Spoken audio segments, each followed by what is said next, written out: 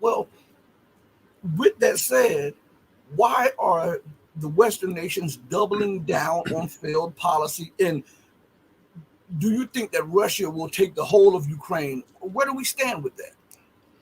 Uh, I think Russia's made it very clear that uh, if there's a negotiated end to this war in Ukraine, it will be an unconditional surrender by Ukraine. There's not going to be any concessions by Russia. We're not, you know, unlike Ulysses S. Grant, who looked at Robert E. Lee and said, you know what?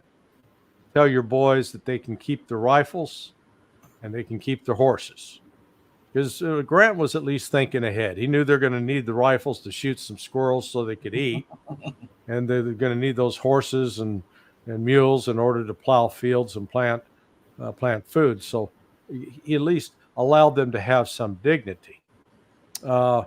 Russia's not going to allow the Ukrainians to keep their guns.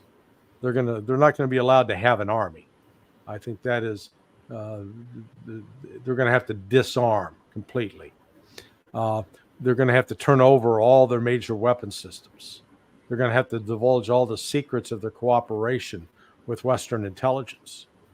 But I don't think Russia is going to try to occupy all of Western Ukraine from the west side of the Dnieper. If people look at a map, the Dnieper is sort of like a crooked zipper that runs down the middle of the country.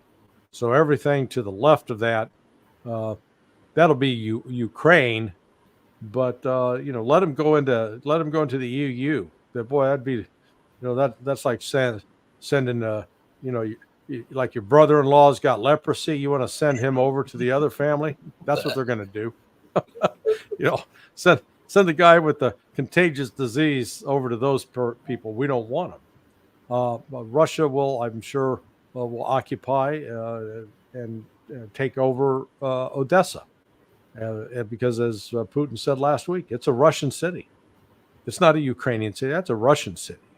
And they're going to make it Russian again. This war of attrition, I think it's accelerating. I've heard some Western analysts suggest, and even some Russian analysts suggest that this conflict could go on for 2 or 3 years. I don't know what they're smoking, because you got to have the manpower, the trained manpower to do that. Where's that coming from? The Ukraine doesn't have it.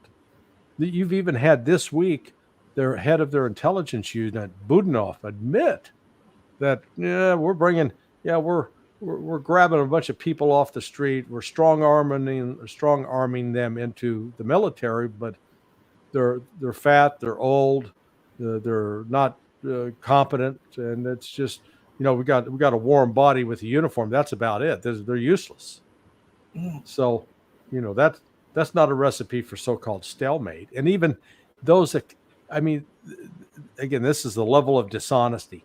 They can't even admit it's not a stalemate. You know what? A stalemate is like, you and I are in a fight. We were in a boxing match, right? And we punched each other out to the point neither of us can raise our hands. Mm-hmm. We don't even have the strength to headbutt each other. We're just standing there breathing, looking at each other. Okay, that's a stalemate. This is Muhammad Ali putting a whooping on somebody. Just pummeling them. That ain't a stalemate.